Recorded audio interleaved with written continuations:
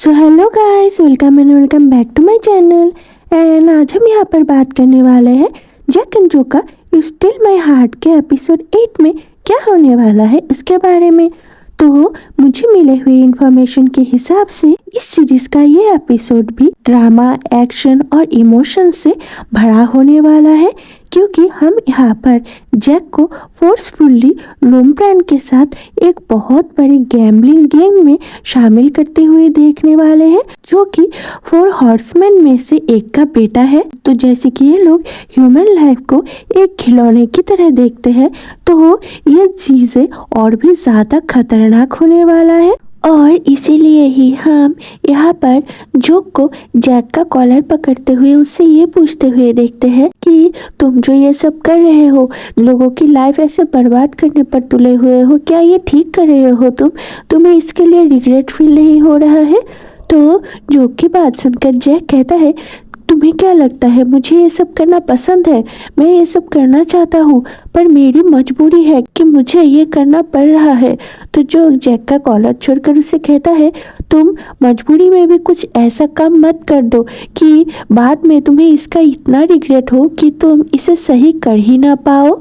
तो यहाँ पर हमें इस बात को लेकर जैक और जोक के बीच में थोड़ा सा आर्गुमेंट होते हुए दिखाया जाता है। इधर जोक भी ग्रैंडमा की सिचुएशन को लेकर बहुत ही ज्यादा वरीड है और वो अपने पापा से नेगोशिएट करने की कोशिश करता है, क्योंकि उसके पापा ही जैक के ग्रैंडमा के केस के लिए रिस्पॉन्सिबल है। तो जैसे कि जैक के ग्रैंडमा को सर्जरी की ज़रूरत है, तो जोक अपने पापा से इस बारे में बात करता है। पर यहाँ पर हमें जोक और उसके पापा का बहुत ही ज़्यादा इमोशनल कन्वर्सेशन दिखाया जाता है। रूमर्स के हिसाब से मुझे तो यहाँ पर ये भी इंफॉर्मेशन मिला है कि जोक ने अपने पापा से जैक के दादी का ऑपरेशन करने को कहा है, इस शर्त पर कि अगर जैक की दादी ठीक हो जाएंगी तो जोक अपने पापा के कहे मुताबिक फॉरेन चला जाएगा डॉक्टरी की पढ़ाई करने के लिए, और वो कभी भी वो सब काम नहीं करेगा जो कि उसने अपने पास्ट में किया है, और वो सिंसियरली अपनी पढ़ाई पर ध्यान देगा।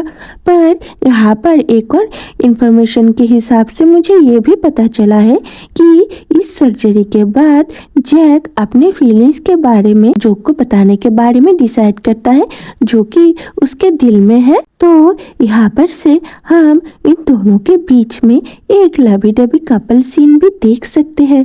तो जैसे कि पिछले एपिसोड के हिसाब से हमने देखा था, जैक ने जोक का दिल ये कहकर तोड़ दिया था कि उसके और जोक के बीच में कुछ भी रिलेशनशिप ऐसा नहीं है जो कि स्पेशल हो सकता है, और जोक को जैक ने उसके और मिसेस रोजे के मैटर में इंटरफेयर करने को मना किया है। इससे जोक को बहुत ही ज़्यादा बुरा लगता है और वो जैक से दूर जाने का डिसीजन लेता है, पर वो जैक की दादी की वजह से ऐसा कर नहीं पाता, क्योंकि उसकी दादी की तबीयत बहुत ही ख़राब है और जोक जो कि जैक की दादी को अपनी दादी समझता है, इसीलिए भी वो दादी को अकेला छोड़कर नहीं जा पाया। इसीलिए दादी जब हॉस्पिटल में थी तो वो घर आता है दादी के लिए, अपने लिए और जैक के लिए खाना बनाने। तो वो जब खाना बना रहा था तभी जैक मिस रोजे को लेकर घर आता है, तो तभी देखता है कि जोक खाना बना रहा है और वो खाने के लिड को बेर हाथों से पकड़ लेता है, जिससे उसके हाथों में बहुत गर्मी लगता है और वो ढक्कन छोड़ देता है और उसके मुंह से आवाज़ निकल जाता है दर्द की वजह से। तो जैक दौड़कर जोक के पास आता है और उसे कहता है, तुम ये सब क्या कर रहे हो? तुम्हें दर्द हुआ? दिखाओ मुझे। पर जोक कहता है, मुझे उतना दर्द नहीं हुआ जितना दर्द मुझे तुम्हारे बातों से हुआ है। और जैक और जोक को ऐसे बातें करते हुए मिसेस रोजे आकर देख लेती है और उनसे पूछती है, तुम्हें क्या हुआ है? क्या यहाँ पर कोई प्रॉब्लम है? अब जैक तो जोक के बारे में मिस रोजी को नहीं बताया, इसीलिए जोक जैक से थोड़ा दूर हट जाता है ताकि जैक और मिस रोजी के बीच में कोई गलतफहमी ना हो, जैसा जैक ने जोक को पिछली रात को बताया था। तो ये सब देखकर जैक को बुरा तो लगता है, पर वो अभी इस हालत में था नहीं कि वो मिसेस रोजे को जोक के बारे में कुछ बता पाए, क्योंकि उसने अपने बॉस से ये प्रॉमिस किया है कि उसके बॉस जो भी कहेगा जैक वही करेगा। शायद इसके पीछे जैक की कोई मजबूरी है, पर जोक को तो इस बारे में कुछ भी नहीं पता, इसलिए उसे बुरा लगता ही रहता है और वो वहाँ से चुपचाप चला जाता है। अब इसके बाद अगले सीन में हम देखते हैं कि मिसेस रोजे जैक को कहीं पर लेकर गए हैं, जो कि 4 हॉर्समैन में से एक का बेटा है, जो कि थोड़ा सा मेंटली डिस्टर्ब लग रहा है मुझे, क्योंकि यहाँ पर वो किसी गेम की बात कर रहा है जो कि शायद बहुत ही डेंजरस होने वाला है। तो मिसेस रोजे यहाँ पर जैक को अपने साथ लेकर आया था। तो रूमर्स के हिसाब से यहाँ पर जैक फोर्सफुली इस गेम में काम करने को राजी हो गया है, पर क्या ये गेम खतरनाक नहीं है? क्या जैक इसमें से बाहर निकल पाएगा? अब इससे बड़ी क्वेश्चन तो इस एपिसोड में हमें नहीं दिखाई दे रहा है, क्योंकि ये बहुत ही ज़्यादा डेंजरस होता जा रहा है, क्योंकि हमने इस बारे में बॉस को भी फैंग से बातें करते हुए देखा था। तो इसके अलावा हम यहाँ पर जैक की दादी का ऑपरेशन भी देख सकते हैं, क्योंकि यहाँ पर जैक की दादी की हालत बहुत ही ज़्यादा ख़राब हो जाती है। तो जोक को दादी के लिए बहुत ही ज़्यादा फिक्र होता है। तो जैसे कि मैंने पहले ही बता रखा है कि जोक दादी के ऑपरेशन के लिए अपने पापा से इस बारे में बात करता है, क्योंकि जैक की दादी को जिस हॉस्पिटल में एडमिट किया गया है, जोक का डैड भी उस हॉस्पिटल का ही एक सीनियर डॉक्टर है, जो कि जैक की दादी को ठीक कर सकता है। तो जैक अपने पापा से जोक की दादी के ऑपरेशन के लिए बात करने जाता है। तो अपने बेटे को इतने सालों बाद देखकर जोक के डैड इमोशनल तो हो जाते हैं, पर जैसे कि वो जोक से गुस्सा है, इसलिए वो जोक से उतना ज़्यादा बात नहीं करते।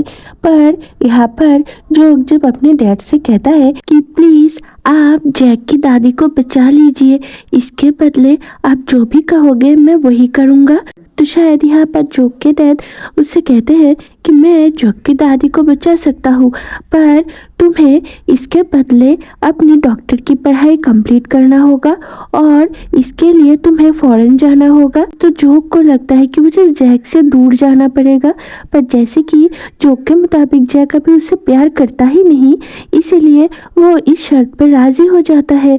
फिर हम देखते हैं कि जोक के डैडी जैक के दादी का ऑपरेशन करते हैं और वो ऑपरेशन सक्सेसफुल होता है और जैक की दादी ठीक हो जाती है।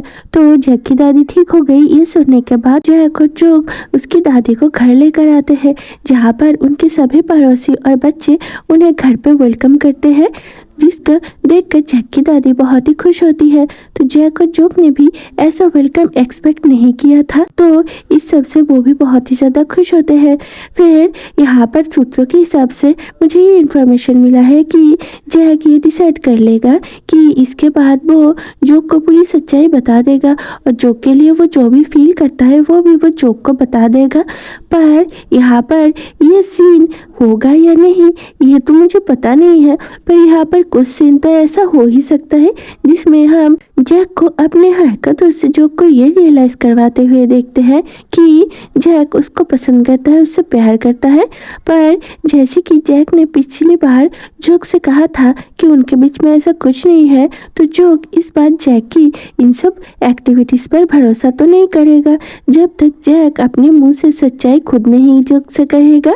तो यहाँ पर हम जैक को मिस रोजी के साथ भी बहुत ही क्यूट सा मोमेंट बिताते हुए देखते हैं, जब पर जैसे कि जैक के दिल में मिस रोजी के लिए कुछ भी नहीं है, तो इन सब से जैक को तो कुछ ज़्यादा फील नहीं होता, पर शायद मिस रोजी जोक से और भी ज़्यादा अटैच होने लगती है, क्योंकि वो तो पहले से ही जैक से प्यार करती है।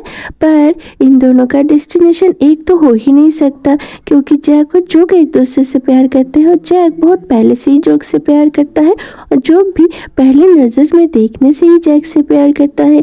तो हमें यहाँ पर बस यही देखना है कि जैक कब जोक से सारी सच्चाई कन्फेस करेगा और उसे ये भी बताएगा कि वो जोक से प्यार करता है। तो हमें यहाँ पर ये उम्मीद कर सकते हैं कि जैक और जोक के बीच में यहाँ पर फर्स्ट किस हो जाए, क्योंकि मुझे मिली हुई इन्फॉर्मेशन के हिसाब से मैंने ऐसा क्लिप भी देखा है जहाँ पर जैक और जोक एक दूसरे को किस कर रहे हैं। तो हम यहाँ पर ये उम्मीद कर सकते हैं कि ये सीन हम यहाँ पर देख पाए। तो आपको इस एपिसोड के बारे में कुछ अगर इन्फॉर्मेशन मिले तो मुझे कमेंट करना मत भूलना। ओके गाइस, इस एपिसोड के स्पॉइलर में बस इतना है। तो मिलता है अगले वीडियो में किसी और नए भी स्टोरी के साथ। तब तक के लिए बाय बाय दोस्तों।